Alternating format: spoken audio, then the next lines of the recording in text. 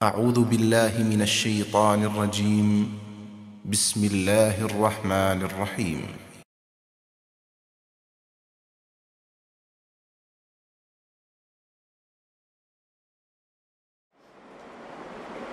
আল্লাহ পাকের অশেষ মেহেরবানিতে সালাতুল ইশা জামাতের সাথে আদায় করার পরে আল্লাহর ঘরে কোরআন ও হাদিসের কিছু কথা আলোচনা করা এবং শোনার জন্য আমরা এখানে সমবেত হয়েছি। মাগরিব থেকে নিয়ে শুরু করে এখন পর্যন্ত এশার আগ পর্যন্ত বন্ধুবর মাওলানা শফিকুল ইসলাম আনসারী সাহেবের কাছ থেকে আপনারা খুব গুরুত্বপূর্ণ আলোচনা শুনলেন। বিভিন্নমুখী আলোচনা সেখানে হয়ে গেছে। আজকে আমি যে বিষয় নিয়ে আলোচনা করতে চাচ্ছি তা হল এই প্রচলিত তথাকথিত শবে বরাত এবং শবে কদরের মর্যাদা। শবে বরাত নামক কোনো পর্ব ইসলামে নাই, কোনো রাত ইসলামে উল্লেখ নাই, কোরআন হাদিসে উল্লেখ নাই। এ কথাটা আমরা মোটামুটি ভালোভাবে জেনে এসেছি। শবে কদর সর্বজন স্বীকৃত, আল্লাহ রাব্বুল আলামিনের কোরআনে স্বীকৃত, নবী সাল্লাল্লাহু আলাইহি সাল্লামের হাদিস দ্বারা প্রমাণিত একটি ইবাদতের রাত, যেটা আমরা সালাতে ইশার দ্বিতীয় রাকাতে আমরা সূরাতুল কদর তেলাওয়াত করলাম। আল্লাহ রাব্বুল আলামিন এই লাইলাতুল কদরের মহিয়সী রজনীতে পৃথিবীর বুকে মানুষের হেদায়েতের জন্য মহাগ্রন্থ আল কোরআনুল কারীম নাজিল করা শুরু করেছিল। কোরআনের নাজিলের সূচনা হয়েছিল এই শবে কদরের রাত্রিতে। এই কারণে শবে কদরের রাতের অপরিসীম গুরুত্ব। কিসের কারণে? কোরআনের কারণে।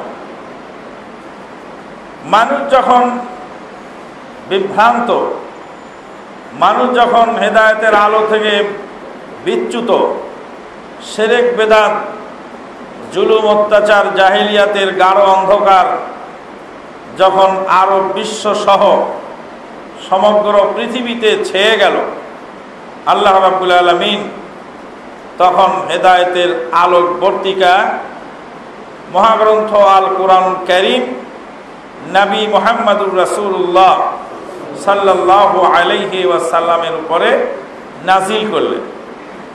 নবী সাল্লাল্লাহু আলাইহি সাল্লাম 40 বছর পর্যন্ত ভাবতে লাগলেন যে এই সমাজকে কি করে ভালো করা যায়, সমাজের মানুষের মধ্যে কিভাবে শান্তি প্রতিষ্ঠা করা যায়, সমাজের মানুষের মধ্যে অশান্তি কিভাবে মানুষের ভিতর থেকে অশান্তি কিভাবে দূর করা যায়, এ বিষয়ে তিনি চিন্তা করতে লাগলেন।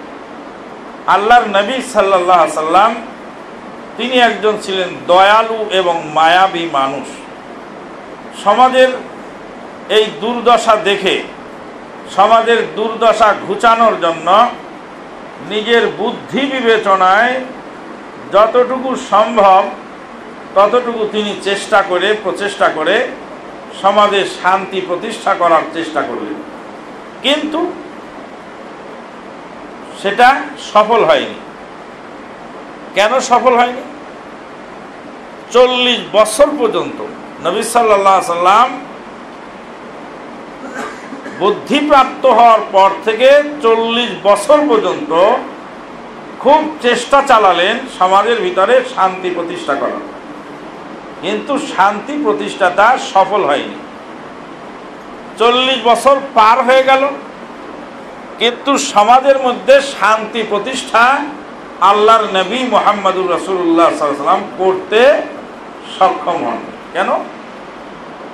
কারণ হলো যে এই মানুষ আল্লাহ পাক সৃষ্টি করেছে, মানুষের কলকব্জা যেমন আল্লাহ পাক সৃষ্টি করেছেন, তার মন ও মগজও সেই আল্লাহ সৃষ্টি করেছে।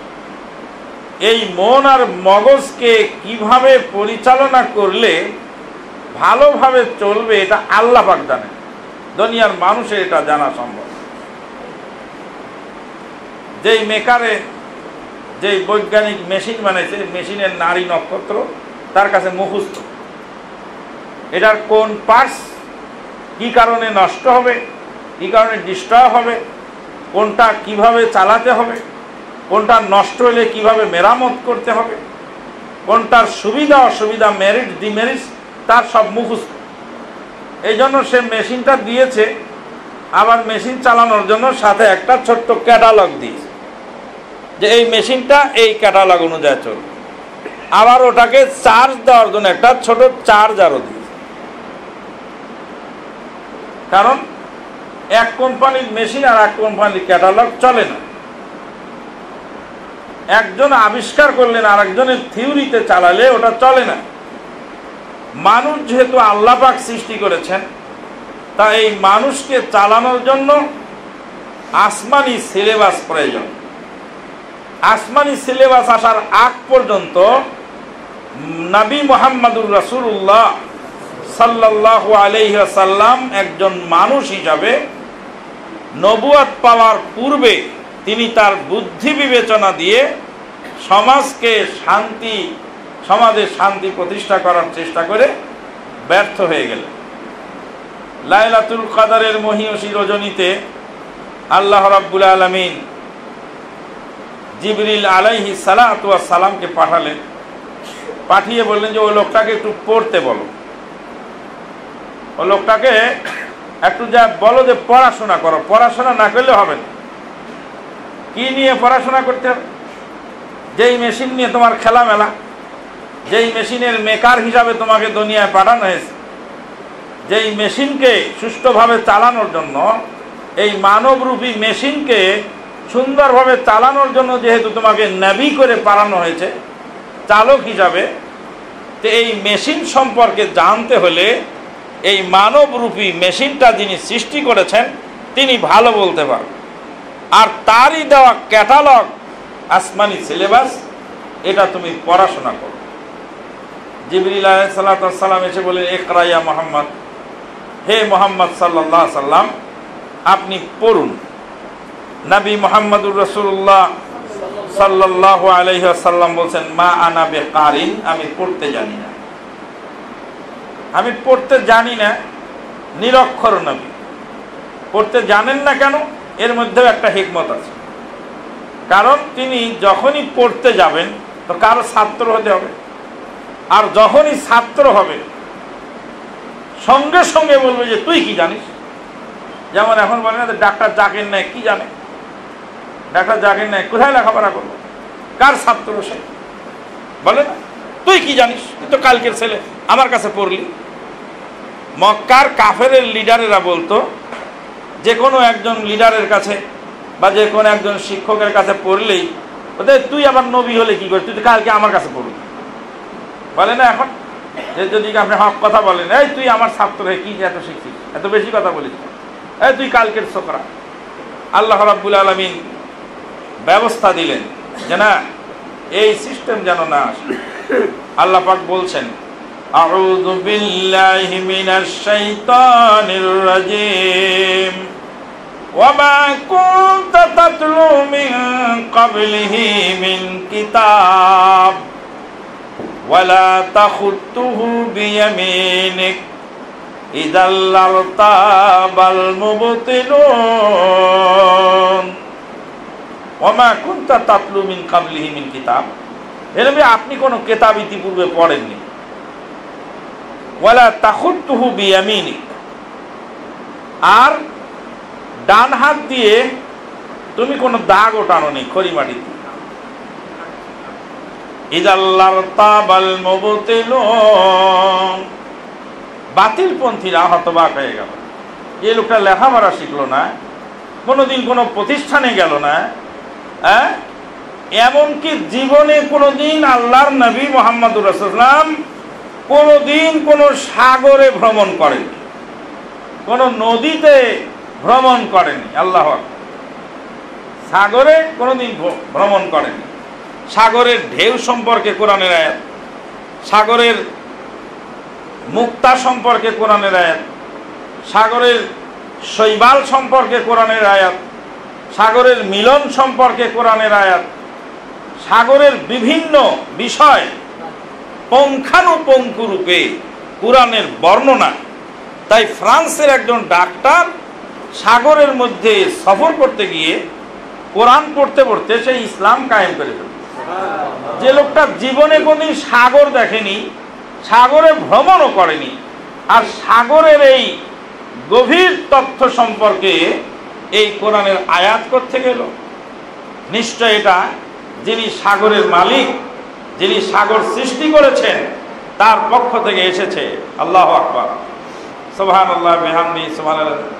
একজন বেদুইনকে জিজ্ঞেস করা হয়েছিল যে আল্লাহ যে আছে তার প্রমাণ কি? আল্লাহ আছে তার প্রমাণ কি?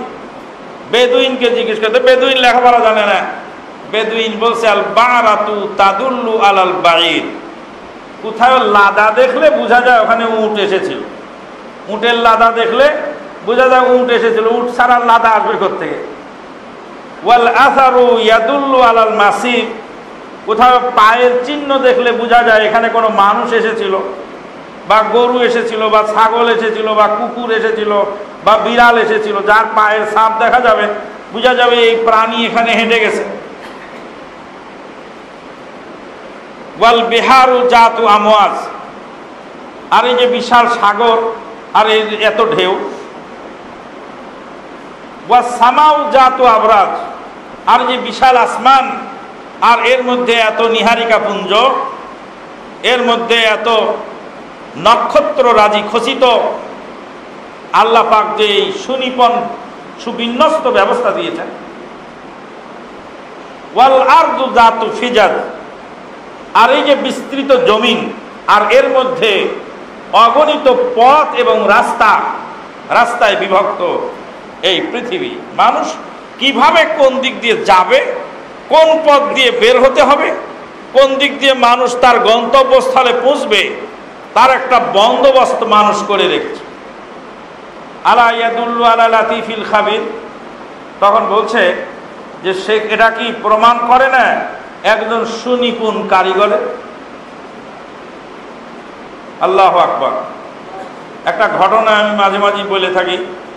প্রখ্যাত মুহাদ্দিস এবং আরবি কবি, প্রখ্যাত মুহাদ্দিস এবং আরবি কবি এবং আরবি ভাষার একজন বিশিষ্ট ব্যক্তি, তার নাম কি? আসমাঈ রাহমাতুল্লাহ আলাইহি। আসমাঈ রাহমাতুল্লাহ আলাইহি বিরাট পণ্ডিত। সেই আসমাঈ রাহমাতুল্লাহ আলাইহি একদিন কোরআন পড়তে গিয়ে ভুল পড়তেছে। সবসময় তার মুখস্থ থাকে না। কোরআনের আয়াত পড়ছে আউযু বিল্লাহি মিনাশ শাইতানির রাজিম। আস-সারিকু ওয়াস-সারিকাতু ফাকতাউ আইদিয়াহুমা জাযাআম বিমা কাসাবা নাকালাম মিনাল্লাহ ওয়াল্লাহু গফুরুর রহিম। ভুল পড়ে ফেলছে এখানে, আল্লাহু গফুরুর রহিম এটা হবে না, আল্লাহু আজিজুন হাকিম হবে। কিন্তু তিনি আল্লাহু আজিজুন হাকিম না পড়ে আল্লাহু গফুরুর রহিম পড়লেন। তো একজন বেদুইন বলছে, আসমাঈ পড়া যে ভুল হলো, ঠিক করে পড়ো। বেদুইনকে তখন আসমাঈ রাহমাতুল্লাহ আলাইহি বলছে যে তারে ঠিক করে বলো কি পড়তে হবে। কয় কি যে পড়তে হবে তা আমি জানি না, আমি তো পড়ালেখাই জানি না। তো পড়ালেখা জানো না তো ভুল ধরলে কি করে? আমি বলতে পারবো না এখানে কি হবে, তবে আল্লাহু গফুরুর রহিম যে হবে না এটা নিশ্চিত। আসমাঈ রাহমাতুল্লাহ আলাইহি হতভম্ব হয়ে গেলেন। বেদুইন বলে পড়া ভুল, কিন্তু শুদ্ধটা কি সে বলতে পারে, এবং এটা হবে না এটা নিশ্চিত, একদম পাকাপাকি বেদুইন বলছে আস-সারিকু ওয়াস-সারিকাতু ফাকতাউ আইদিয়াহুমা জাযাআম বিমা কাসাবা নাকালাম মিনাল্লাহ ওয়াল্লাহু আজিজুন হাকীম। আসমাই বলছে, বেদুইন বলছে আল আনা আসাবতা ইয়া আসমাই, আসমাই তোমার পড়াটা এখন ঠিক হয়েছে। আসমাই রহমাতুল্লাহ আলাইহি বললেন, তুমি একজন বেদুইন মানুষ, লেখাপড়া জানো না, তো তুমি আগেরটা ভুল ধরলে কেন আর পরেরটা ঠিক হলো কেন? বলছে আয়াতের শুরুতে আল্লাহ বলছেন চোর আর চূর্ণীকে ধরে ওর হাত কেটে নাও। আল্লাহ বলছে চোর আর চূর্ণী, চোর আর চূর্ণীকে ধরে কি করো? হাত কেটে নাও। চোরের হাত কাটার নির্দেশ আল্লাহ দিয়েছে। এই আয়াতের শেষে যদি বলা হয় আল্লাহু গাফুরুর রহিম, আল্লাহ ক্ষমাশীল দয়াময়, তাহলে আয়াতের ম্যাচিং হয় না। বেদুইন বলছে আয়াত ম্যাচিং হয় না। আল্লাহ হাতও কাটতে বললেন, আবার গাফুরুর রহিম বললেন। আল্লাহ যদি বলতেন চোর আর চূর্ণীকে ধরে মাফ করে দাও, তাহলে গাফুরুর রহিম শব্দটা অ্যাপ্রোপ্রিয়েট হতো, এখানে ঠিক মতো প্রযোজ্য হতো। যেহেতু তা না বলে আল্লাহ পাক হাত কাটতে বলেছেন, ক্ষমা তো করতে বলেননি, তো গাফুরুর রহিম দিয়ে এই আয়াতের ফিনিশিং ম্যাচিং হয় না। আজিজুন হাকিম দিলে ম্যাচিং হয় কেন? আজিজ মানে হলো পরাক্রমশালী, জবরদস্ত পরাক্রমশালী, কারো ধার ধারেন না তিনি, তিনি একাই সর্বের সর্বা। আর হাকিম মানে হলো বিজ্ঞ, বিজ্ঞ মানে যার প্রজ্ঞা আছে তিনি হলেন বিজ্ঞ। তো আল্লাহ পাক মানে যাকে যা দিতে হবে তাকে তা দেওয়ার নাম হলো প্রজ্ঞা, হিকমত বলে ওটাকে। তো আল্লাহ পাক হলেন হিকমত ওয়ালা। হিকমতটা কি? বলছে আজ্জা ফাহাকামা ফাআমারা বিল কতল। আল্লাহ পাক পরাক্রমশালী, ক্ষমতার আধার। আল্লাহ পাকের বিজ্ঞানে, আল্লাহ পাকের অভিজ্ঞতায়, আল্লাহ পাকের প্রজ্ঞায়, আল্লাহ পাকের বিদ্যায় বলছে যেই লোক পরের মাল তোলে, চুরি করে কি দিয়ে? চোখ দিয়ে। চুরি করে তো চোখ দিয়ে দেখে, জিনিসটা দেখে না, কিন্তু চুরির ফিনিশিং হয় কি দিয়ে? হাত দিয়ে। মাথায় প্ল্যান করে ব্রেনে যে জিনিসটা আমি উঠাবো, চোখ দিয়ে আগে দেখে, তারপরে মনে মনে ভাবে যে আমি এটা নিব, কিন্তু ফিনিশিং হয় কি দিয়ে? চূড়ান্ত কাজটা সম্পাদিত হয় কি দিয়ে? হাত দিয়ে। যেই হাত পরের মাল উঠায় সেই হাত আর দুনিয়ায় থাকার অধিকার রাখে। চোখের দোষ আছে, কিন্তু চোখের দোষে চোখকে শাস্তি দিতে বলা হয়নি, কারণ কাজটার ফিনিশিং চোখ দেয়নি। পায়ে হেঁটে গিয়ে সেটা চুরি করছে, পায়েরও দোষ আছে, কিন্তু পা সরাসরি চুরির মালটা হাত তোলে নেই। বিবেক দিয়ে বিবেচনা করেছে কখন এটা চুরি করা যায়, ব্রেনে প্ল্যান করছে, ব্রেনেরও দোষ আছে, কিন্তু ব্রেন ওটা উঠায়নি, সরাসরি ডাইরেক্ট হাতে নাতে এই অপরাধটা যে করছে তার নাম হলো হাত। আর যেই হাত পরের মাল তোলে সেই হাত দুনিয়াতে থাকার অধিকার রাখে। কেন? কারণ পরের মাল যে হাত উঠায় সে দুনিয়াতে বেঁচে থাকবে, আর তার হাত কেটে ফেলে দেওয়া হবে, তার হাতটা কেটে নিয়ে ওটাকে দাফন করে দেওয়া হবে। ওর জীবদ্দশাতে ওর হাত পুকায় খাবে, মাকড়ে খাবে। মানুষ তো মরার পরে বডিগুলি পচবে, কিন্তু ওর হাতটা ওর জীবদ্দশাতে পচবে। এটা হলো আল্লাহর হিকমত। দেখো যে হাত দিয়ে চুরি করলে কি হয়। আবু বকর সিদ্দিক রাদিয়াল্লাহু তাআলা আনহুকে জিজ্ঞেস করা হয়েছিল যে আমিরুল মুমিনিন, একটা মানুষ যদি আরেকজনের হাত কাটে, একজন আরেকজনের হাত কাটে, আর যদি বিচারক যদি তাকে জরিমানা নিয়ে মাফ করে দেন, অথবা যার হাত কেটে নিল সে যদি বলে আমাকে জরিমানা দিলে আমি হাতের বদলে হাত লাগবে না, জরিমানার বিনিময়ে তাহলে একটা হাত কাটলে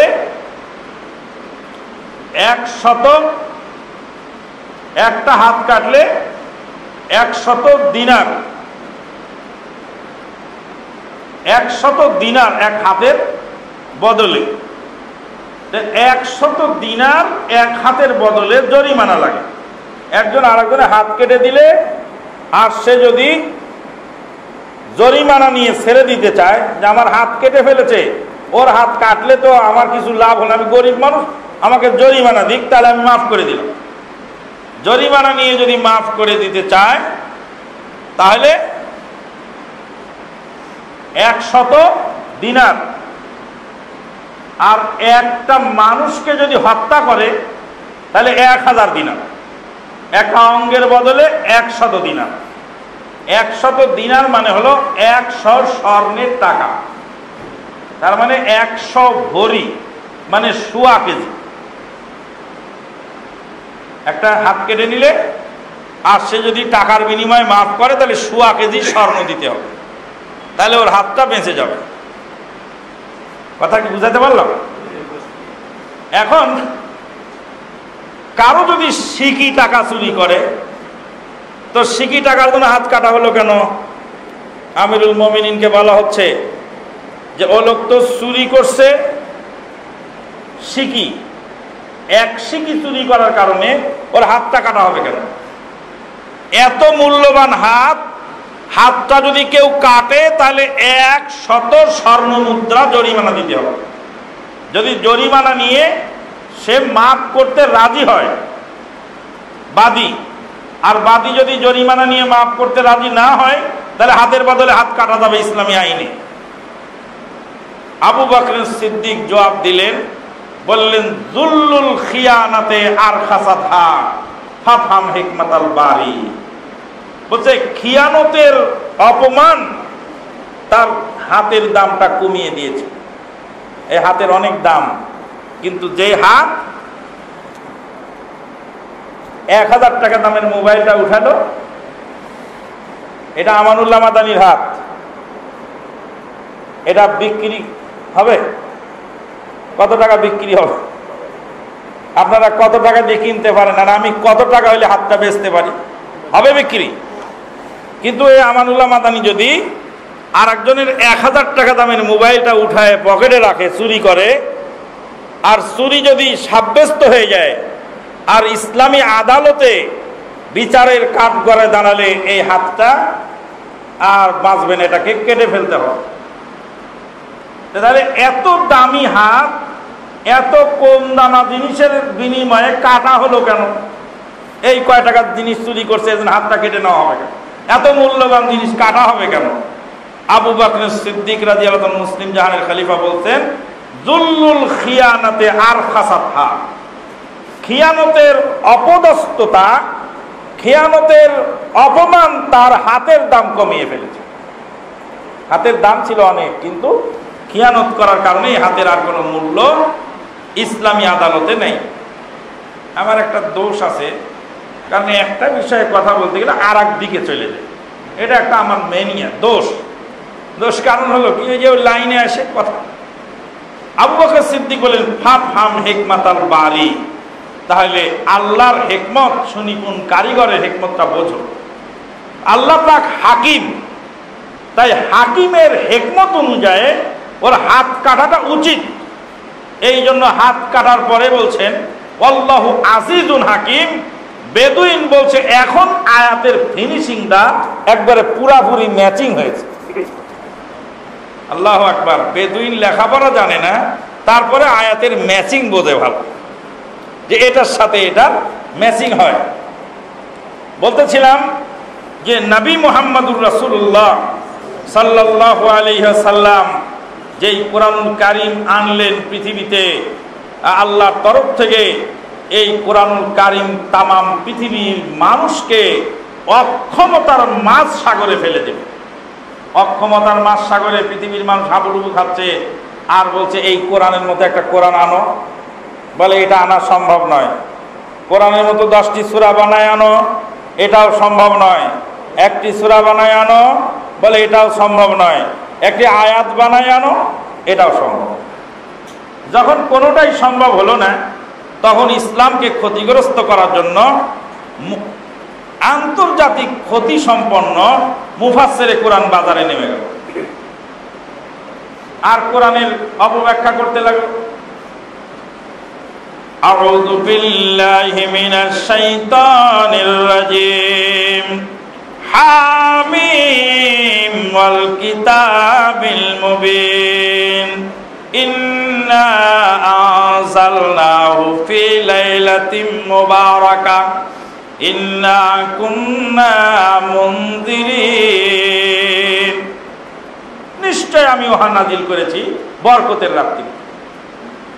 বাংলাদেশের হাজার হাজার মসজিদে হাজার হাজার মুফতি, আলেম ওলামা, হাফেজ, কারি সবাই আজকের রাত্রে এই আয়াত দিয়ে দলিল পেশ করছে। জুমার খুতবা আজকে বলছিলাম, যত জায়গা থেকে ফোন আসছে, একটা জায়গা থেকে ভালো কোনো সদুত্তর কেউ দিতে পারেনি। কারণ তো দলিল নেই, তো দিবে কোত্থেকে? খালি গালিগালাজ, অকথ্য ভাষায় খালি গালিগালাজ। গালিগালাজটা আমরাও পারতে জানি, কিন্তু আমরা যে গালিগালাজ করতে জানি, করি না, করাকে জায়েজ মনে করি না।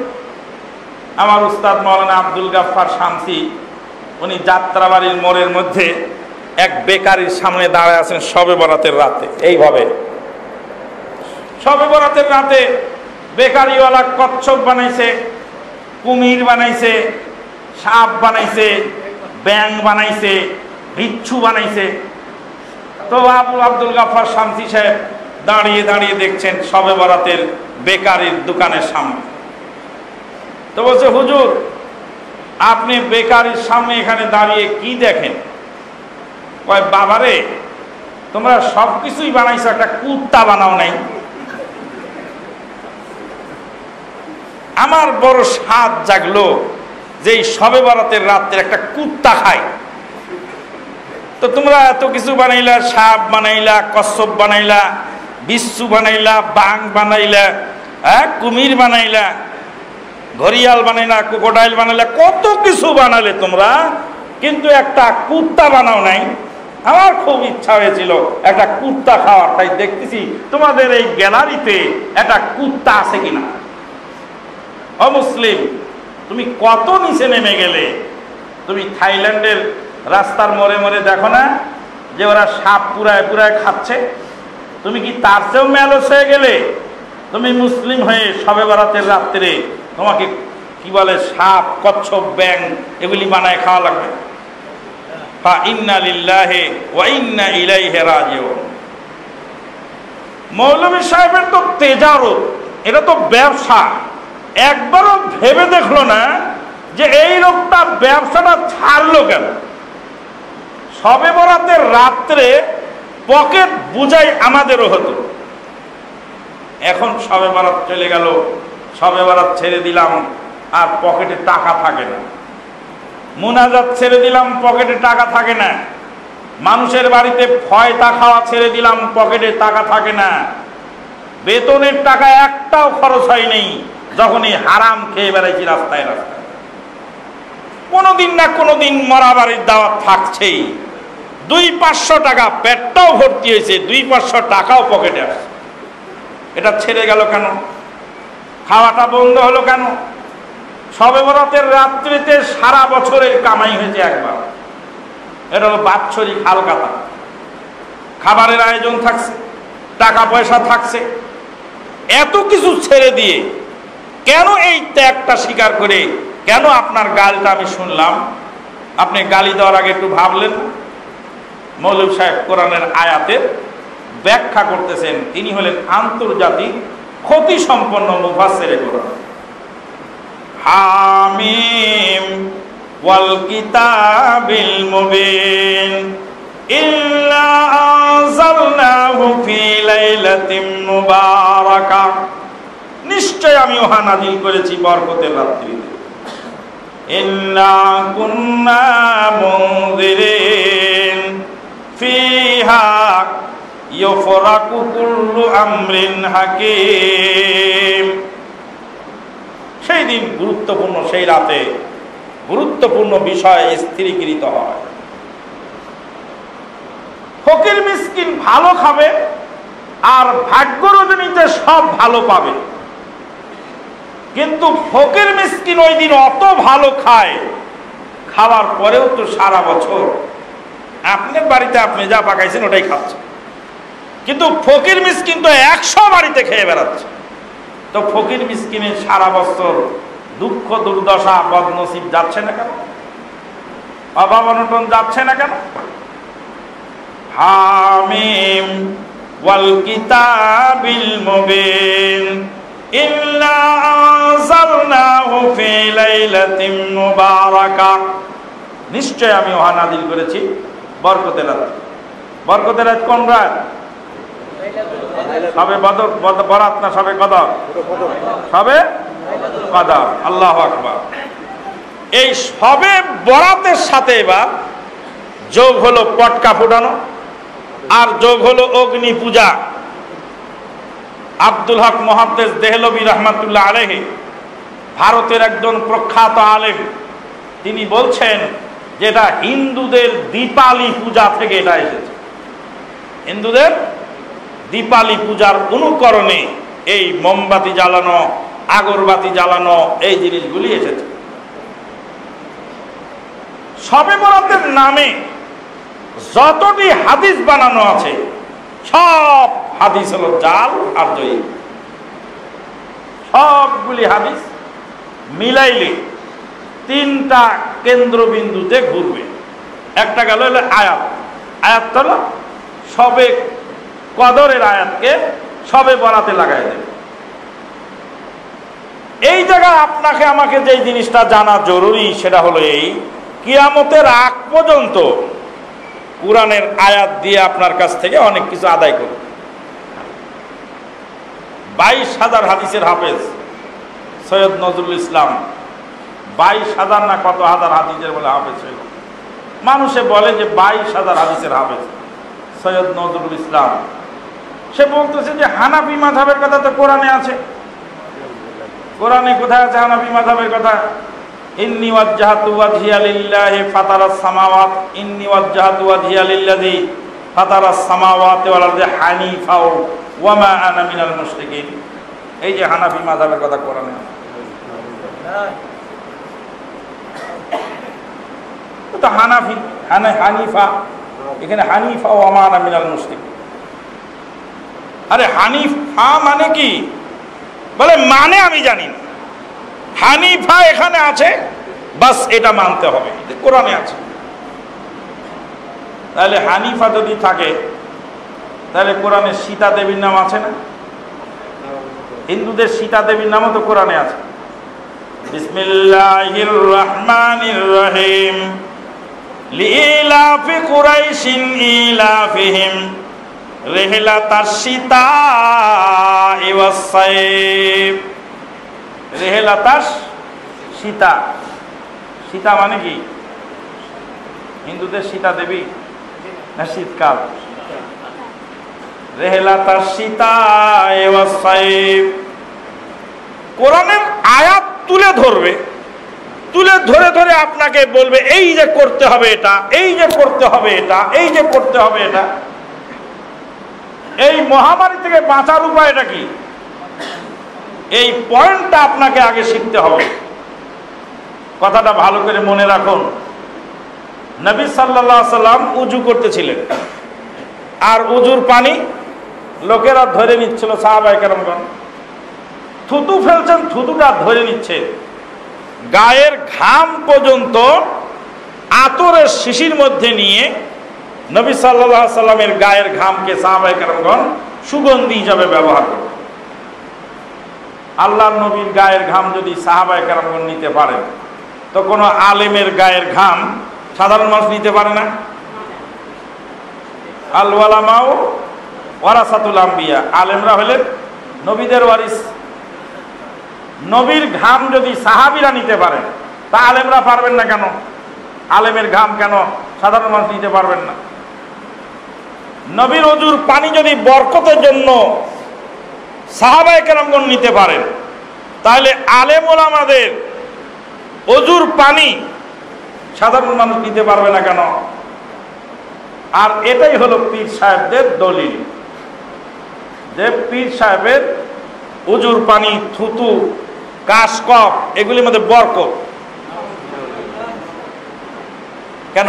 নবীর থুতুর মধ্যে যদি বরকত থাকে তো পীর সাহেবের থুতুর মধ্যে বরকত থাকতে পারে? নবীর থুতুতে না হয় বেশি ছিল, পীর সাহেবের থুতুতে না হয় একটু কম হবে। এটাকে ফিরাবেন কি দিয়ে বলেন? এই কথাটা কে ফিরাবে? ফিরাতে পারবেন বলেন? বলেন, বলো, তুমি বলো। রাসূলুল্লাহ সাল্লাল্লাহু আলাইহি ওয়াসাল্লাম জীবদ্দশায় তার গায়ের ঘাম থেকে বরকত না বৈধ ছিল, তার মৃত্যুর পরে না। আরে পীর সাহেবের তো জীবদ্দশাতেই নিচ্ছে। রাসূল সাল্লাল্লাহু আল্লাহ কর্তৃক রাসূল, আগে ছিল মুহাম্মদ, মুহাম্মদের পরে আল্লাহর রাসূল। এটাই তো বরকত। এটা কোরআনের বিশ্বাস। নবী পড়া ছিল, আবু বকর, ওমর তাদের কাম থেকে কোনো ছাড়ি নাই, দিতে পায়নি। হাজিহি হিয়াল ইজাবা। আলহামদুলিল্লাহ। একটু দাঁড়ান, দাঁড়ান, একটু ক্যামেরা দিয়ে ছবিটা একটু তুলে নেন, মানুষ দেখুক, বিশ্ববাসীরা দেখুক যে একটা ছোট মসজিদের ভিতরে দাঁড়ান নিচে, হ্যাঁ, বিশ্ববাসী দেখুক যে একটা ছোট্ট টিনের ছাপরার নিচে একটা মসজিদের ভিতরে একজন মানুষ একটা জটিল প্রশ্নের উত্তর দিলেন। প্রশ্নটা জটিল, আপনি কোনো দলিল ফিরাতে পারবেন না। একটা দলিল এখানে কার্যকর হবে, তাহলে একটা কলম তাকে হাতিয়ে দেওয়া যায় নাকি? এই কলমটা মোটামুটি দেওয়া যায় তো নাকি? দাম কম হলে দেখতে সুন্দর আছে। হাতিয়ার জিনিসের বলে আবার দামও নেই, এটা ঠিক, তাহলে একটা অমূল্য সম্পদ। আসেন, আসেন, হাতিয়াটা নিয়ে যান।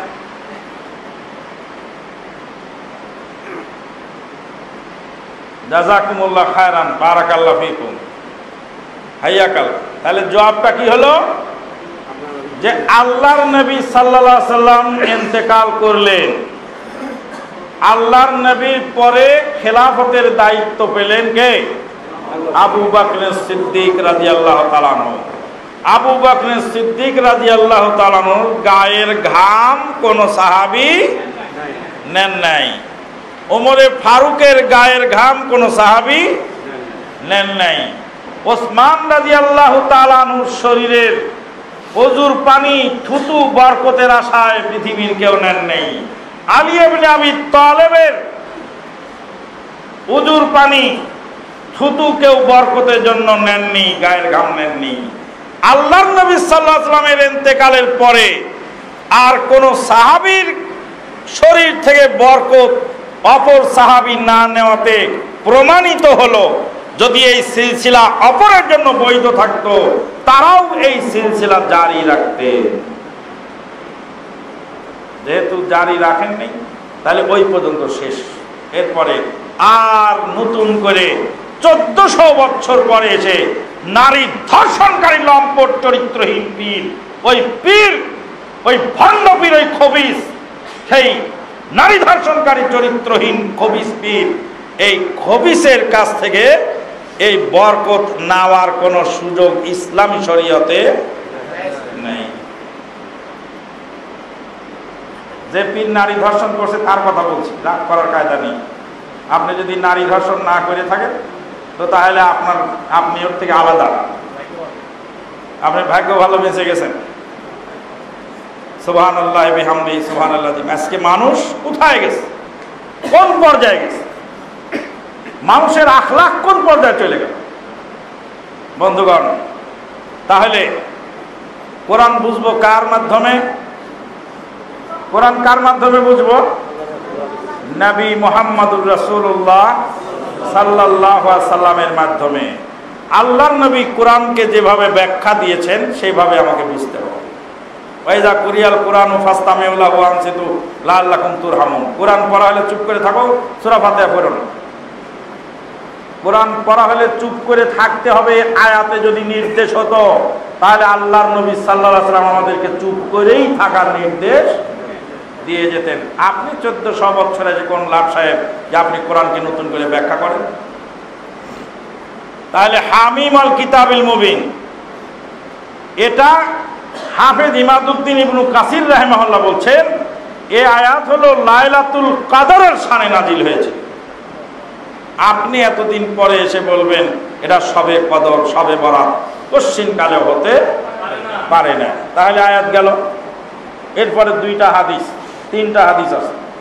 একটা হাদিস আসছে আলী ইবনে আবি তালিব রাদিয়াল্লাহু তাআলা আনহু থেকে বর্ণিত যে লাইলাতুল বরাত যখন হয়, যখন শাবান মাসের মধ্য শাবানের রাত আসে, তখন রাতে ইবাদত করো আর দিনে সিয়াম পালন করো। আল্লাহর কসম করে বলছি, আল্লাহর কসম করে বলছি, যতদিন পর্যন্ত আমরা শবে বরাত পালন করছি এবং শবে বরাতের হালুয়া খাইছি, এক রাতেও একটা সেজদা দেওয়ার সুযোগ আমরা পাই। কারণ এ গাঁও আর ও গাঁও শত শত বাড়িতে দাওয়াত খেতে খেতে রাত ভোর হয়ে গেছে, ফজরের আজানের পরেও খাইছি মানুষের বাড়ি। আমরা সিয়াম জীবনে পালন করে দেখিনি। আমার বাপকে জিজ্ঞেস করতে পারিনি, চাচাকে জিজ্ঞেস করছি। চাচা বাপ ছিল খুব রাগী মানুষ, কথা বলা যেত না। আল্লাহ তার জান্নাত নসিব করুন। চাচাকে জিজ্ঞেস করছি, চাচা বলছে বেটা চুপ করে থাক, আলেমের ঘুম মূর্খ মানুষের ইবাদত সমান, আমরা না পেলে চলবে। জীবন ভর এই ব্যবসা আমরা চালাই গেছি, কিন্তু মানুষকে কোনোদিন আমরা খিলায় দেখি নাই। আপনার বিবেককে আপনি জিজ্ঞেস করে দেখেন যে এই জিনিসটা কোত্থেকে এলো, কেন এই জিনিসটা আলেমের বাড়িতে নাই, কেন আলেমেরা করেন? কোন আলেম মিলাদ কেন করান না নিজের বাড়িতে? কোন আলেমের বাপ মারা গেলে নিজে মানুষকে দাওয়াত করে কেন খিলান না? পাবলিকের ঘাড়ে কেন এই জোয়াল চাপায় দেওয়া হলো? এই কথা জিজ্ঞেস করে দেখেন, বিবেককে জিজ্ঞেস করে দেখেন। যারাই জিজ্ঞেস করতেছে তারাই আবার ফিরে চলে আসে। আপনার বাপ মরে গেলে তো হুজুর খায় বেড়াচ্ছে, খুব ভালো, কিন্তু হুজুরের বাপ মরলে আপনার দাওয়াত দিয়েছে কয়দিন? হুজুরের আত্মীয় স্বজন মারা গেছে, কোন দিন আপনাকে খিলাইছে? সে বাড়ি করছে, ঘর করছে, কোনোদিন আপনাকে দাওয়াত করে খিলাইছে নাকি? এক কাপ চা খাওয়ানোর সুযোগ জোটে? কেন জোটে না? তা যদি এটা ইসলামী শরীয়ত হতো তাহলে আপনার জন্য যেমন প্রযোজ্য তার জন্য তেমন প্রযোজ্য। এই হাদিসের বর্ণনাকারী ইবনে আবি সাবরা, সে হলো হাদিস জালকারী। শবে বরাত সম্পর্কে বিস্তারিত আলোচনা নেটে আছে, ওই জন্য আমি খুব সংক্ষিপ্ত আকারে এখানে কিছু নতুন ভাই আছেন তাদের শানে বলছি কথাগুলো। 2 নম্বর হাদিস মা আয়েশা সিদ্দিকা রাদিয়াল্লাহু তাআলা আনহা, এরা বাকিউল গারকাত জিয়ারতের হাদিস। জাল হাদিস কত সুন্দর দেখেন, কোয়ালিটিটা কি। রাতের বেলায় আয়েশা সিদ্দিকা উঠে দেখেন আল্লাহর নবী নাই বিছানায়। হাতরাতে হাতরাতে গেলেন, কোথায় রে নবী, কোথায় চলে গেলেন? খুঁজতে খুঁজতে যায় দেখছে বাকিউল গারকাত গিয়ে আল্লাহ নবী মোনাজাত করছে। মা আয়েশা সিদ্দিকা রাদিয়াল্লাহু তাআলা আনহা বললেন, ইয়া রাসূলুল্লাহ এখানে কেন? বলে তুমি জানো না এই রাত্রে, এক মিনিট, এই রাত্রে আল্লাহ পাক প্রথম আসমানে নেমে আসেন আর বানি কলব গোত্রের ছাগলের লোম পরিমাণ মানুষকে ক্ষমা করে দেন। নাউযুবিল্লাহ মিন যালিক। এখানে 3টা জিনিস লক্ষণীয়। একটা জিনিস হলো লাইলাতুল কদরের রাত্রিতে নবী সাল্লাল্লাহু আলাইহি সাল্লাম তার স্ত্রীদেরকে, তার বাড়ির সকল সদস্যকে ডেকে তুলতেন, ডেকে ডেকে উঠায় দেন, আয়েশা ওঠো ইবাদত করো। আর শবে কদরের রাত্রিতে আল্লাহর নবী চলে গেলেন গোরস্থান জিয়ারত করতে। মা আয়েশা সিদ্দিকাকে খবরও দেননি।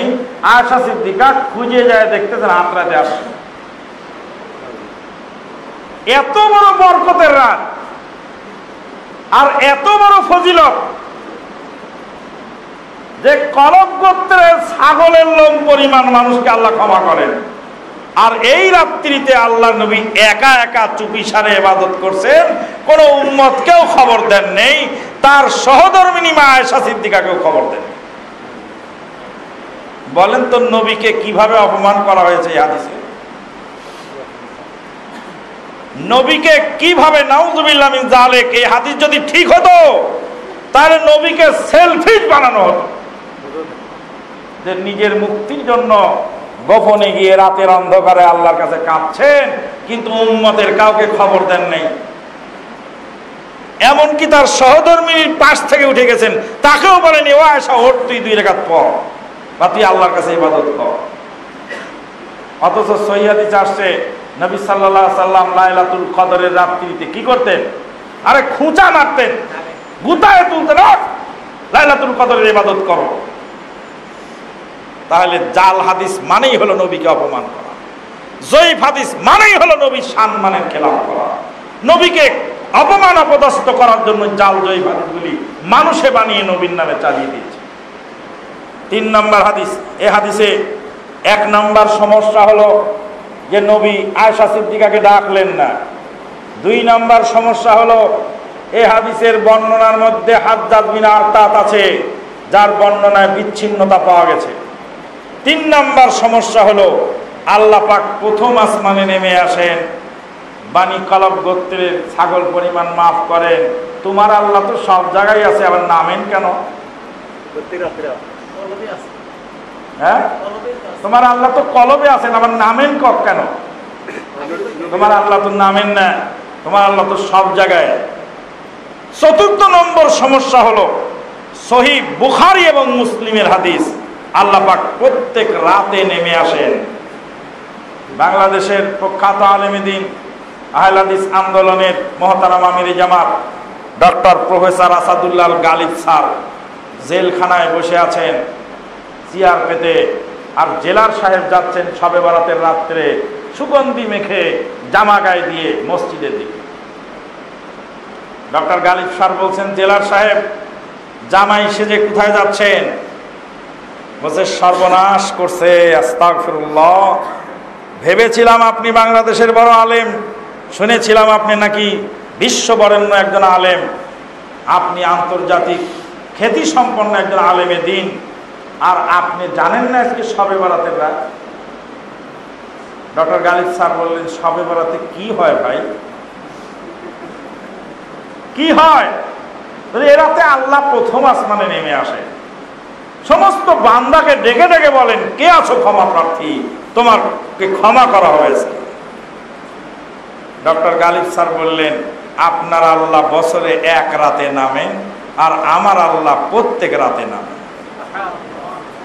আপনার আল্লাহ যেমন বছর চুক্তি, আপনি কামলাও তেমন বছর চুক্তি। আপনি সারা বছর ইবাদত করেন আর না করেন, শবে বরাতের রাত্রে ঠিকই আপনি ইবাদত করেন। আপনার আল্লাহ যেমন বছর চুক্তি, আপনি কামলাও তেমন বছর চুক্তি। আর আমার আল্লাহ প্রত্যেক রাতে নামেন, অতএব আমিও প্রত্যেক রাতে আমার আল্লাহর ইবাদত করি আর তাহাজ্জুদের সময় আল্লাহকে ডাকি। ডক্টর গালিব স্যার বলছেন, জেলার সাহেব ওখান থেকে ফিরে চলে গেলেন জামা খুলে নিয়ে, বলেন, আমি আর মসজিদে ঢুকবো না আজকে। সুবহানাল্লাহ বিহামদিহি সুবহানাল্লাহ। জেলখানার ভিতরেও একজন জেলারের মেজাজ পরিবর্তন হয়ে গেল 5 মিনিটে কথা বলে। আপনার দাওয়াতি কাজ সব জায়গায় চলবে, আপনার দাওয়াতি কাজ সব জায়গায় চলবে। আজকে দুঃখজনক হলেও সত্য, বহু ধরনের মন্তব্য, আর কত লাট সাহেব যে দুনিয়াতে আসছে, আর কত পণ্ডিত যে দুনিয়াতে আসছে, সেই সমস্ত পণ্ডিতেরা রাস্তার মধ্যে বসে, মোড়ের মধ্যে বসে, এক রিক্সাওয়ালা ভ্যানওয়ালা ভ্যানের উপরে বসে, রিক্সার উপরে বসেও ডক্টর গালিব স্যার সম্পর্কে কটু মন্তব্য করতে দ্বিধাবোধ করছে। আমরাও এক সময় শবে বরাতের হালুয়া রুটি খেতাম, আমরা বেদাতি ছিলাম।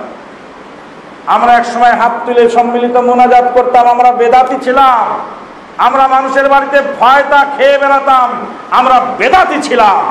আমরা এক সময় তাবিজ ব্যবহার করতাম, আমরা মুশরিক ছিলাম। আমি কাকরাইল মসজিদে গিয়ে বসে থেকেছি। ওই কাকরাইলের মসজিদে বৃহস্পতিবারের রাত্রে আমি বসে থেকেছি। আমি আমানুল্লাহ বিন ইসমাইল মাদানী, আমি তখন ঢাকা যাত্রাবাড়ি মাদ্রাসা মোহাম্মদিয়া আরাবিয়ার ছাত্র। আরে আমার উস্তাদি যায় ওখানে, তা আমি কি করব? কাউকে খাটো করার জন্য বলি নেই। আমি যে মাদ্রাসায় পড়ি সেটা হলো আহলে হাদিস জামাতের কেন্দ্র, আর সেই কেন্দ্রের উস্তাদি যায় কাকরাইলে, তা আমি করবোটা কি? সেই উস্তাদ বই লিখেছেন, সেই মোহাম্মদিয়া আরাবিয়ার সেখানকার মুহাদ্দিস সাহেব বই লিখেছেন, তার বইয়ের মধ্যে তাবিজের নকশা, তো আমি করব কি? আহলে হাদিসের কেন্দ্রের মাদ্রাসা থেকে বই ছাপানো হয়েছে, সেই বইয়ের মধ্যে তাবিজের নকশা, তাবিজের নকশা দিয়ে মুহাদ্দিস সাহেব বই ছাপিয়েছেন। আহলে হাদিস মারকাজের মুহাদ্দিস তিনি। কি বুঝলেন আপনি? কোন পর্যায়ে আমরা ছিলাম, কোথায় ছিলাম আমরা? আমরা ছিলাম নর্দমার মধ্যে, আমরা ছিলাম ডাস্টবিনের মধ্যে, আমরা ছিলাম ময়লার ঝুড়িতে। সেখান থেকে প্রফেসর ডক্টর আসাদুল্লাহ গালেবের ওসিলায় আল্লাহ পাক আমাদেরকে শিরক বুঝার তৌফিক দিলেন, বেদাত বুঝার তৌফিক দিলেন, তাওহীদ বুঝার তৌফিক দিলেন, সুন্নাত বুঝার তৌফিক দিলেন। সিন্নি খাও ফকির চেনো না? কত বড় লাট সাহেব তুমি হয়েছ, আর কত বড় পণ্ডিত তুমি হয়েছ, আর কত কলমবাজি তুমি শিখেছ, আর কত ফতোয়া তুমি জানো, আর কত বক্তব্য তুমি জানো। তুমি জানো না? কোত্থেকে তুমি শিখেছ সেগুলি? কেন জানো না তুমি? মানুষ কৃতজ্ঞতা স্বীকার করে না। বলছিলাম আমরা বেদাতি ছিলাম, আমরা শবে বরাতের হালুয়া রুটি খেয়ে বেড়াতাম, আমরা শিরক করতাম, বেদাত করতাম, আমরা তাবিজ ব্যবহার করতাম, আমরা ফরজ নামাজের পরে সম্মিলিত মোনাজাত করতাম, আমরা মানুষের বাড়িতে কোরআনের পারা পড়ে পড়ে হয়তা খেয়ে বেড়াতাম। আল্লাহ পাক আমাদেরকে সেখান থেকে ফিরিয়ে এনেছেন, আল্লাহর হাজারো শুকর। তওবা ইস্তেগফার করেছি, আল্লাহর হাজারো শুকর। বন্ধুগণ, তাহলে হাদিস দুইটা গেল। 3 নম্বর হাদিস ইমরান বিন হুসাইন রাদিয়াল্লাহু তাআলা আনহু। ইমরান বিন হুসাইন রাদিয়াল্লাহু তাআলা আনহু বলেন, রাসূলুল্লাহ সাল্লাল্লাহু আলাইহি ওয়াসাল্লাম জনক সাহাবীকে বললেন, সিরারে শাবানের সিয়াম কি পালন করেছো? বলে না। বলে রমজান পার হয়ে গেলে ওটা কাজা করে নি। সিরার মানে হলো শাবানের শেষ। শাবানের শেষ দিকে, মাসের শেষে তিনি সিয়াম পালন করতে অভ্যস্ত ছিলেন, অথবা তার মানতের সিয়াম ছিল। সমস্ত মুহাদ্দিসিনে কেরামগণ ব্যাখ্যা এটাই দিয়েছে। আমি নতুন করে ব্যাখ্যা দেওয়ার সুযোগ আমার নাই। হাদিস যে কটা ছিল সব গেল, আর কোরআনের আয়াত তো সবে কদরের আয়াত নিয়ে ওখানে লাগানো হলো। লাইলাতুল কদরের রাত্রিতে কোরআন নাজিল হলো। কোরআনের শিক্ষা পঠন ও পাঠন আমাদেরকে করতে হবে।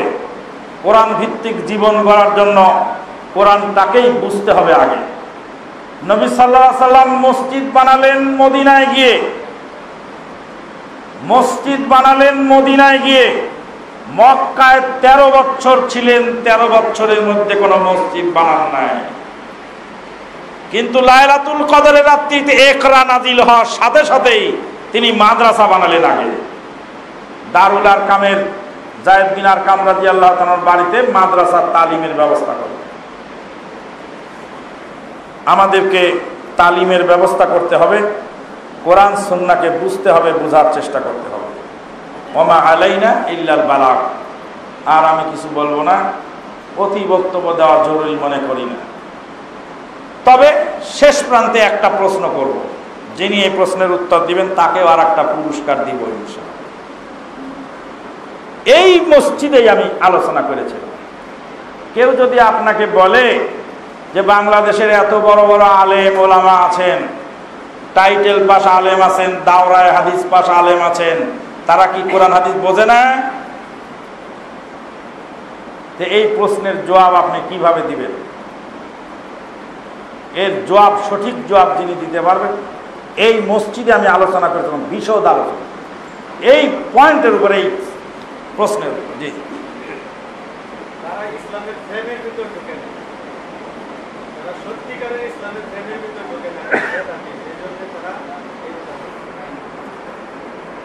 তারা ইসলাম সম্পর্কে, ইসলামের ভিতরে যেগুলো জাল জয়ী হাদিস বিচার করা বা এগুলো মাত্র করতে পারবো। জি, বলেন আপনি।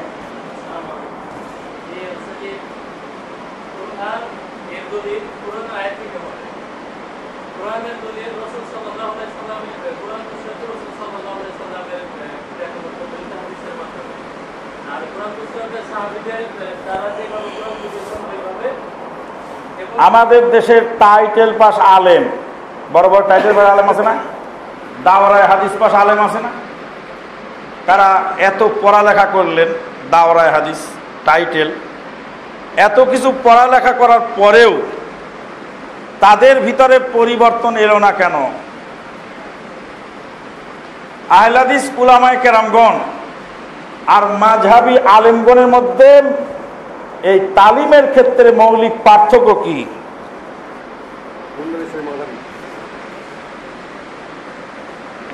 এই মসজিদে আমি আলোচনা করেছিলাম, বিশদ আলোচনা, মনে নাই?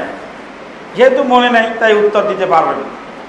ইমাম শাফি রহমাতুল্লাহ আলাইহি বলছেন, আফাতুল ইলমে নিসিয়ান, বলতে এলেমের মুসিবত হলো ভুলে যাওয়া।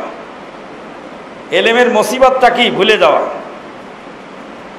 আর আরেকটা কথা বলছেন, আল ইলমু সাইদুন ওয়াল কিতাবাতু কাইদুন, এলেমটা হলো স্বীকার করা, আর কিতাবানি লিখে নেওয়াটা হলো বন্দি করা। আপনি মাছ ধরতেছেন, একটা করে মাছ ধরতেছেন আর ডাঙায় ফেলে দিচ্ছেন, আর ওই মাছ আবার ঘুরে ঘুরে পানিতে চলে যাচ্ছে। সারাদিন ধরে মাছ ধরার কোনো অর্থ আছে? একটা মাছ পাইলেন, ওইটারে আগে কলসির মধ্যে রাখবেন, রেখে কলসিরে ইট চাপা দিবেন যাতে ওরা পালাতে না পারে, ওইটার বন্দোবস্ত করে তারপর পানিতে আবার নামবেন আর একটা ধরা। আগেরটার বন্দোবস্ত না করে পরে আর ধরার দরকার নেই। আর যদি বেশি বড় হয় ওটা বাড়িতে রেখে আসবেন, তারপর আর একটা ধরতে নামবেন, তাই তো? আপনি এলেম শিখতেছেন, একদিক দিয়ে আরেক দিকে চলে যাচ্ছে, পড়া আর না পড়া আপনার সমান হয়ে গেছে। এই মসজিদের মধ্যে আমি বলছিলাম, ওই জন্যই গুরুত্ব দিয়ে কথাটা ধরলাম। আচ্ছা, আমি বলে দিই, আপনারা আমারে পুরস্কার দিয়ে দিন। বাংলাদেশের প্রচলিত যে আলেম, মাঝহাবি যে আলেম, সেই মাঝহাবি আলেম আর আমাদের কোরআন সুন্নাহ ভিত্তিক আলেমের মধ্যে মৌলিক পার্থক্য হলো, বাংলাদেশের মাঝহাবি মাদ্রাসায়, যেটা কওমি মাদ্রাসা বলা হচ্ছে, সেখানে 16 বছরের সিলেবাস, 16 বছরের মধ্যে 15 বছর জাল জুয়া চুরি বানাওয়াট কিতাব পড়ানো হয়। সেখানে শিরক বেদাত ভরপুর কিতাব পড়ানো হয়। আশরাফ আলী থানভীর বেহেশতি জোহর পড়ানো হয়, যেই বেহেশতি জোহরের মধ্যে লেখা আছে, কুত্তার লেজ কেটে মাটিতে গেড়ে রাখলে আর ওর হাড্ডি তুলে কোমরে বেঁধে রাখলে এই উপকার হয়। ওর মধ্যে লেখা আছে আশরাফুল আসহাবে কাহাফের কুত্তার নাম লিখে গলায় ঝুলায় রাখলে জিন পালিয়ে যায়। কুত্তার নাম গলায় ঝুলায় রাখলে, আরে কুত্তার নাম আল্লাহ বলেন নাই, রসুল বলেন নাই যে আসহাবে কাহাফের কুত্তার নাম কি ছিল। আসহাবে কাহাফের কুত্তার নাম কি? আসহাবে কাহাফের যে লোক কতটি ছিল তা কেউ বলতে পারে নাই, কোরআনেও বলা হয়নি। অথচ কেতাবলায়, নিয়ামুল কুরআনওয়ালা ফলনা কেতাবলায় লিখে দিয়েছে। ওখানে কি লিখেছে? লিখেছে মেরনুস, খেরনুস, দাবারনুস, কাফসাত তায়ুস, ইয়াম লিখা, আর কুত্তার নাম হলো কিতমির। নাম আপনি পাইলেন কোথায় হুজুর? আল্লাহ বললেন যে তাদের সংখ্যা কত, এক আল্লাহ ছাড়া কেউ জানেন না। আপনি জানলেন কোত্থেকে? আচ্ছা, বলতেছিলাম, তা আশরাফ আলী থানভী রহমাতুল্লাহ আলাইহি তার বেহেশতি জোহর কিতাবের মধ্যে তাবিজের নকশায় ভরপুর, শিরক বেদাতি কথায় ভরপুর। সেই মকসুদুল মুমিনিন, নিয়ামুল কুরআন, বেহেশতি জোহর, মালাবুদ্দা মিনহু, আরো সব কত বানাওয়াট কিতাব, এইগুলি 15 বছর পড়ানোর পরে 16 বছরের জায়গায় এসে 1 বছরে প্রায় 50 থেকে 60 হাজার হাদিস 6খানা কেতাবে। 6খানা কেতাবে যদি 60,000 50,000 হাদিস হয়, এই 50,000 হাদিস যদি একটা ছাত্র 1 বছরে রিডিং করে, তো হাদিসের রিডিংটাই তো হয় না, মিনিং করতে হয়। আর আমরা পড়েছি, আমরা 40 হাদিস পড়েছি 1 বছরে 40। তারপরে বুলুগুল মারাম করেছি 2 বছর, মেশকাত করেছি 2 বছর। কয় বছর হলো? 5 বছর। সুনানে আরবা পড়েছি 4 বছর, 9 বছর। আর বুখারী মুসলিম পড়েছি আরো 2 বছর, মোট 11 বছর খালি হাদিসই পড়লাম। আর মদিনা ইউনিভার্সিটিতে গিয়ে আরো 5 বছর গিয়ে হাদিসের উপর অনার্স করলাম। তো জানবে কি করে হাদিস? হাদিসের সাথে কানেকশনই নেই। 15 বছর বস্তার মধ্যে ভরছে শুধু ঘাস আর ভুসি আর ময়লার আবর্জনা। 15 বছর পরে এসে বস্তার মুখের মধ্যে 5 কেজি চিনি দিয়ে বস্তার মুখ সেলাই করে দিয়েছে। এখন এই ময়লা আবর্জনার মধ্যে 5 কেজি চিনি, ও চিনি তো নষ্ট হয়ে সব গলে টলে শেষ। এটা গেল হলো দাওরায়ে হাদিস যারা পাশ করে তাদের হালত। আর যারা কামেল পাশ করেছেন, টাইটেল পাস, তাদের সিলেবাসে এই 50,000 হাদিস থেকে বড়জোর 5,000 হাদিস সিলেবাসে আছে। এই 5,000-এর ভিতর থেকে সাজেশনালা কেটে 500 রেখেছে, আর 450 হাদিস বাতিল করে দিয়েছে। আর এই 500 হাদিসের মধ্যে গাইডওয়ালা 50টা হাদিস বাছাই করেছে, কোন বছরে কোন সিলেবাসে কি আসছে, কোন বছরে কি প্রশ্ন, সব মিলায়ে দিয়েছে। দেওয়ার পরে তারপরে এবার সে গাইড মুখস্থ করে 50টা হাদিসকে এমন ভাবে মুখস্থ করছে যাতে 100-র মধ্যে 100 মার্ক পেয়ে যায়। কারণ গাইডওয়ালা তো 50টা হাদিস বাছাই করছে, এই 50-এর বাইরে এবছরের প্রশ্ন যাবে না। তো টাইটেল পাসওয়ালা হুজুর 50 হাদিসের মানে হুজুর, ওই যে ভাই বলে গেল যে একটা নোট বই কিনে পরীক্ষা দিয়েছে, পরীক্ষাও শেষ, নোটও শেষ। এই হলো বাংলাদেশের শিক্ষার হালত, যারই ফলশ্রুতিতে আজকে মুসলমানদের এই দুর্গতি। আলেমেরা বোঝেই না নিজে, তা আপনাকে কি শিখাবে? সে তো জীবনে শোনেই নেই, হাদিস দেখেই নেই, তো করবে কি করে? এটা বিরাট জটিল অবস্থা। আল্লাহ পাক আমাদেরকে হেফাজত করুন, আল্লাহুম্মা আমিন। ইয়া রাব্বি। পীর শব্দটি যদি ফার্সি হয়ে থাকে, আরবি ভাষায় পীরের অর্থ কি? পীর কিংবা ওলি শব্দটি হাদিস ও কোরআনের কোথায় আছে? পীর শব্দ ফার্সি, আর পীরের কি বলে আপনার আরবি হলো শায়েখ। পীর মানে বুড়ো মানুষ, পীর মানে বুড়ো মানুষ। পীর কিংবা অলি শব্দটি হাদিস কোরআনে আছে কি? পীর শব্দ নাই, অলি শব্দ আছে। সেখানে আছে আল্লাহু ওয়ালিউল্লাযিনা আমানু। আল্লাহ হলেন ওয়ালি তাদেরই যারা ঈমান এনেছে। আল্লাহ ওলি না বান্দা ওলি? ওলিকে আল্লাহ না বান্দা? ওয়ালি মানে অভিভাবক। তাহলে আল্লাহ হলেন মুমিনদের অভিভাবক। আল্লাহু ওয়ালিউল্লাযিনা আমানু, আল্লাহই হলেন ঈমানদারের ওলি। আসসালামু আলাইকুম। এক মিনিট। জি আসসালামু আলাইকুম। হ্যালো, কোথায়, কত দূর আসছেন? কত দূর আসছেন? কত দূর আসছেন? কোথায় আসছেন? যে মতিঝিল নামছেন গাড়ি থেকে? ও আচ্ছা, 1 মিনিট। দাদু ভাই, একজন মেহমান আসলে তো একটু মাদার থেকে লোকেশনটা বলেন। 1 মিনিট কথা বলেন। মাদার থেকে তো বাইরে নিয়ে কথা বলেন, মাদার থেকে আসার লোকেশনটা বলেন।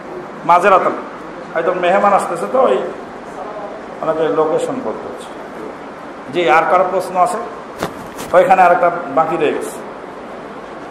মহিলাদের মসজিদে মহিলাদের তারাবি ওয়াক্ত জুমা নামাজ পড়া কতটুকু জরুরি? সহিহ হাদিসের মাধ্যমে বিস্তারিত জানতে চাই। মহিলাদের মসজিদে তারাবি পড়া খুব বেশি জরুরি নয়, কারণ তারাবিটা মহিলা কেন, পুরুষরাও বাড়িতে পড়াটা উত্তম। নফল ইবাদত বাড়িতে উত্তম, মসজিদে পড়াটা বৈধ, বাড়িতে পড়াটা উত্তম। তা মহিলাদের তো বাজার যাওয়া না, মহিলাদের ওয়াক্তীয় জামাত বাড়িতে পড়া উত্তম, মসজিদে পড়া বৈধ। কিন্তু জুমার জামাতটা মহিলাদের মসজিদে আসা উত্তম। কেন? জুমার খুতবার মাধ্যমে একজন মহিলা মডিফাইড হওয়ার সুযোগ পায়। একজন মহিলা দাওয়াত এবং তাবলীগের কাজ ওখান থেকে জানতে পারে। জি, আর কারো প্রশ্ন আছে না? এখানে সমস্যা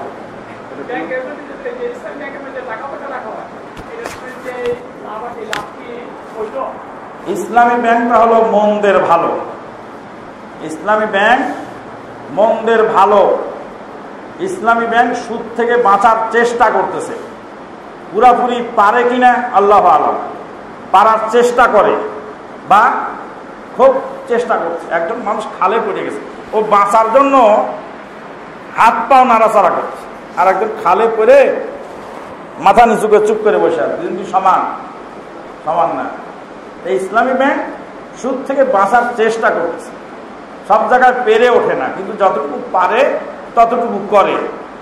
আমরা পরামর্শ দেই, আপনি যদি ব্যবসায়িক লাভের জন্য ব্যাংকে টাকা রাখেন, তো ব্যাংকে টাকা রাখার চেয়ে আরো লাভজনক ব্যবসা আছে, সেটা হলো মাটি কিনে রাখার ব্যবসা, জমি কিনে রাখার ব্যবসা। জমি কিনে রাখলে যে পরিমাণ লাভ হয়, পৃথিবীর কোনো ব্যবসায় এত পরিমাণ লাভ হয়। এটা একদম নিরাপদ এবং সহজ ব্যবসা, খালি কাগজটা দেখে কিনতে পারবেন, কিনবেন, কেনার সাথে সাথে দেখবেন লাভ হচ্ছে।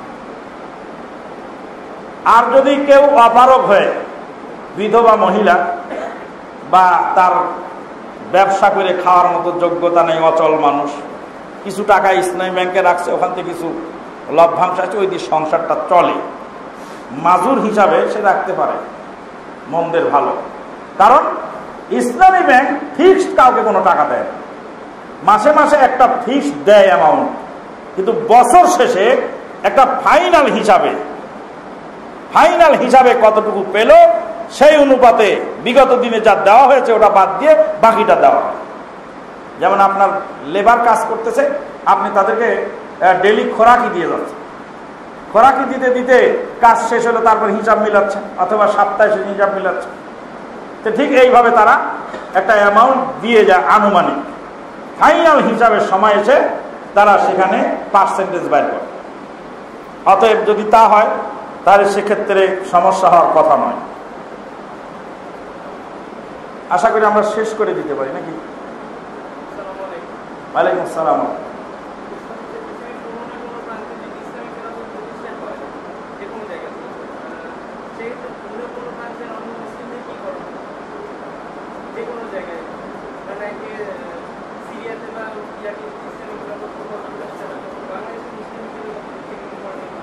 ইসলামিক খেলাফত যদি, জাযাকাল্লাহ খায়ের, ইসলামিক খেলাফত যদি কোনো এলাকায় প্রতিষ্ঠিত হয়, তাহলে অন্যান্য মুসলিম দেশের শাসকদের উচিত যে তাদের সাথে যোগদান করে। যখন মুহাম্মদ বিন আব্দুল ওয়াহাব নজদি রহমাতুল্লাহ আলাইহি সৌদি আরবের মাটিতে ইসলামী রাষ্ট্র কায়েম করলেন, সেই রাষ্ট্রটা ছিল ছোট্ট, দেরইয়ার মাটিতে সামান্য একটা ছোট্ট ভূখণ্ডে ইসলাম কায়েম। যখনই সেখানে শান্তি বিরাজ করতে লাগলো, তখনই আশেপাশের অঞ্চলগুলি তার সাথে সাথে যোগদান করতে লাগলো। তবে একা একা সেখানে যাওয়ার সুযোগ আমার জন্য নেই। যদি আমি হিজরত করতে চাই বা হিজরত করে যাওয়ার সুযোগ সেখানে থাকে, সেটা ভিন্ন কথা, কিন্তু অবৈধভাবে সেখানে যাওয়ার বা অবৈধভাবে সেখানে বসবাস করার সুযোগ আমার নেই। অনুরূপভাবে জিহাদের বিষয়টা তাই। জিহাদ যদি কোনো এলাকায় হয়, আমাদের দেশ যদি আক্রান্ত হয়, আমাদের দেশ আক্রান্ত হলে কে জিহাদ করবে আগে? আমি না আপনি? না, আপনার টাকা দিয়ে আমার টাকা দিয়ে আর্মি পালা হচ্ছে, সেই আর্মিরা আগে জিহাদে নামবে। আপনার টাকা দিয়ে আমার টাকা দিয়ে আর্মি পালা হচ্ছে, আমার ট্যাক্সের টাকা খাওয়ায় তাদেরকে রাখছি, আমাদের কাজটা সে করে দিবে। আপনি রাত্রে ঘুমাচ্ছেন, বাড়িতে দারোয়ান রাখেননি, দারোয়ানের বেতন কেন দিচ্ছেন? আপনি বেতন দিচ্ছেন যাতে আপনার ঘুমটা আরামদায়ক হয়। আপনি সারাদিন পরিশ্রম করে টাকা কামাই করে আনবেন, আর ওই টাকা থেকে আপনি দিচ্ছেন বেতন। দারোয়ানের কি কাজ? দারোয়ানের কাজ যাতে যে দারোয়ান সারাদিন ঘুমাবে আর আপনি সারাদিন টাকা কামাই করবেন। এবার আপনি সারা রাত ঘুমাবেন না আড্ডা খায়, আর দারোয়ান আপনাকে পাহারা দেবে। তা আর্মিকে রাখা হয়েছে দেশ পাহারা দেওয়ার জন্য। আর্মিতে যদি বহির্শক্তি এই দেশের উপর আক্রমণ করে আর আর্মিতে যদি না কুলায়, আরো সোলজার লাগবে, তখন সরকার যুদ্ধের নামে লিস্ট করার জন্য যুবকদের নাম লিস্ট করে, কে কে যুদ্ধের ময়দানে আসবে হাত দাও, তখন আপনি নাম লিস্ট করবেন। সেখানে নাম লিস্ট করলে যারা দায়িত্বশীল তারা যদি আপনাকে যুদ্ধে যাওয়ার মতো উপযুক্ত বলে বিবেচনা করে, তখন আপনাকে ট্রেনিংয়ে পাঠাবে। 6 মাসের ট্রেনিং দিক আর 3 মাসের ট্রেনিং দিক, মোটামুটি যে কাজে আপনাকে লাগাবে সেই কাজের ওখানে পানি পুনি খাওয়ানোর জন্য তো লোক লাগে, তখন আপনাকে লাগাবে। এটা একটা শৃঙ্খলার মাধ্যমে আসতে হবে। এই লালু আর ভুলু ডাক দিল, চলো যাই আমরা মায়ানমারে গোলমাল হচ্ছে, আমরা জিহাদ করে আসি, তো হলো নাকি জিহাদ? আপনি 2 কদম যাওয়ার পর পুলিশ আপনাকে পিটানো শুরু করলো, আপনি কি করবেন? লা ইউকাল্লিফুল্লাহু নাফসান ইল্লা উসাহা। মানুষকে আল্লাহ পাক তার সাধ্যের অতিরিক্ত বোঝা চাপিয়ে দেন নাই। যেখানে যাওয়ার ক্ষমতা আমার নেই, সেখানে আমার কিছু করারও ক্ষমতা নেই। আমি তাদের জন্য দোয়া করতে পারি, তাদের জন্য সাহায্য পাঠানোর কোনো ব্যবস্থা থাকলে সেক্ষেত্রে কিছু সাহায্য পাঠাতে পারি।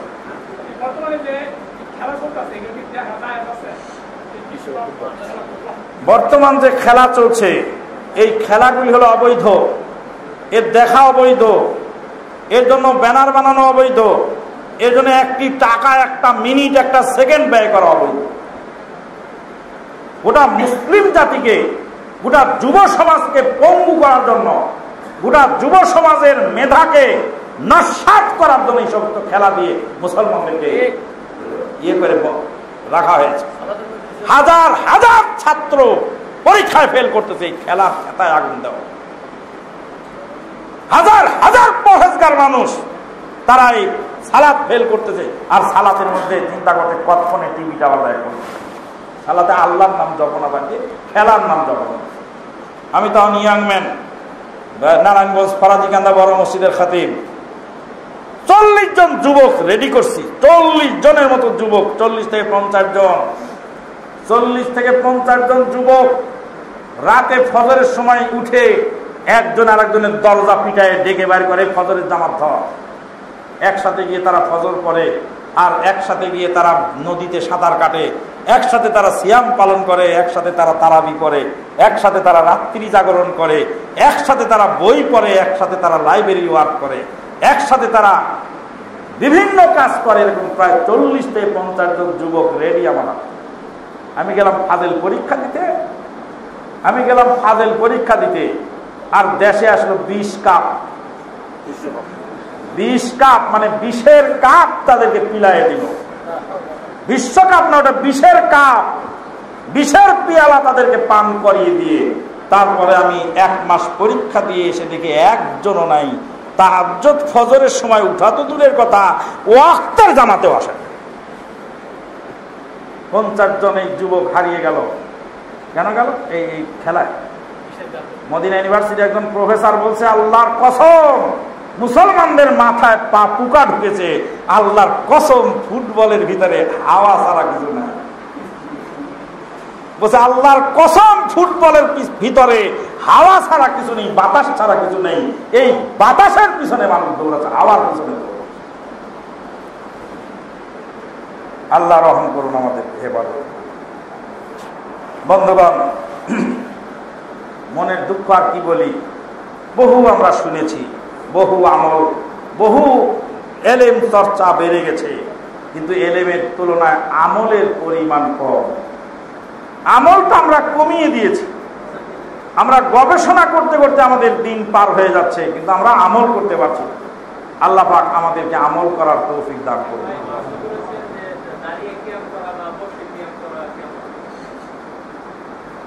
দাঁড়িয়ে কিয়াম এবং বসে কিয়াম, ইন্না লিল্লাহি ওয়া ইন্না ইলাইহি রাজিউন। বাংলাদেশের মানুষ যে কতই অসহায়, বাংলাদেশের মানুষ যে কতই অসহায়, এটা ভাবতে অবাক লাগে। ওই উত্তরা দিয়ে যাচ্ছি, ওখানে একজন মাইকিং করতেছে, বলছে ভাই আগামী অমুক তারিখে জামিয়াতুস সাহাবা মাদ্রাসার বিরাট ওয়াজ মাহফিল। জামিয়াতুস সাহাবা মাদ্রাসা, আল্লাহু আকবার। মিশরের আবু মাহমুদ বলে, তোর বাংলাদেশের মানুষ কত বোকা রে, জামিয়া মানে ইউনিভার্সিটি, আর মাদ্রাসা মানে তো বিদ্যালয়। বলছে সাহাবা বিশ্ববিদ্যালয় মাদ্রাসায় ওয়াজ মাহফিল, এটার বাংলা তর্জমা হলো সাহাবা বিশ্ববিদ্যালয় মাদ্রাসা। জামিয়াতুস সাহাবা মাদ্রাসা, জামিয়া হলো ইউনিভার্সিটি, সাহাবা বিশ্ববিদ্যালয় মাদ্রাসা প্রাঙ্গণে বিরাট ওয়াজ মাহফিল। তাহলে বিশ্ববিদ্যালয় মাদ্রাসা হয়?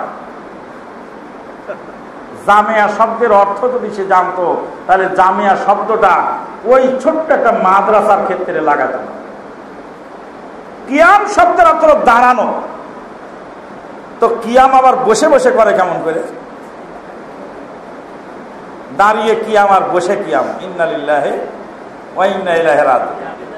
জিয়ারত শব্দের অর্থ হলো দেখা, কবর জিয়ারত মানে হলো কবর দেখা, কবর জিয়ারত মানে কবর দেখা। মসজিদে, আরে শোনেন থামেন সবাই, একটা কবর জিয়ারত আছে। কি কবর জিয়ারত? মসজিদে বসে এখানে বসে জিয়ারত করতেছে। ইন্না লিল্লাহি ওয়া ইন্না ইলাইহি রাজিউন। আল্লাহর নবী সাল্লাল্লাহু আলাইহি সাল্লামের সম্মানার্থে আল্লাহ নবী এসেছেন মর্মে মনে করে দাঁড়ানোটা হলো শিরিক। দাঁড়ানো শিরিক। যারা আল্লাহর নবীর আগমন ঘটেছে বলে তারা আল্লাহর নবী সাল্লাল্লাহু আলাইহি সাল্লামের সম্মানার্থে চেয়ারও রাখছে, চেয়ারের উপরে ফুল সাজিয়ে রাখতেছে, আল্লাহ নবী এসে বসবে। কিন্তু এতই অসভ্য যে যায় নামাজটা খালি রাখেন, ইমামতি নিজেই করতেছে। যায় আল্লাহর নবী তোমার মিলাদ অনুষ্ঠানে এসে চেয়ারে বসবেন, নবীর জন্য চেয়ারটা খালি রাখছো, তো যায় নামাজটাও খালি রাখো, যে আল্লাহর নবী ইমামতিটা করুক আজকের নামাজে। আল্লাহ নবীকে পিছনে রেখে ইমামতি তুমি করলে কেন? হ্যাঁ, আল্লাহ পাক আমাদের তৌফিক দান করুন। সুবহানাকা আল্লাহুম্মা ওয়া বিহামদিক আশহাদু আল্লা ইলাহা ইল্লা আনতা আস্তাগফিরুকা ওয়া আতুবু ইলাইক। আসসালামু আলাইকুম ওয়া রাহমাতুল্লাহি ওয়া বারাকাতুহু।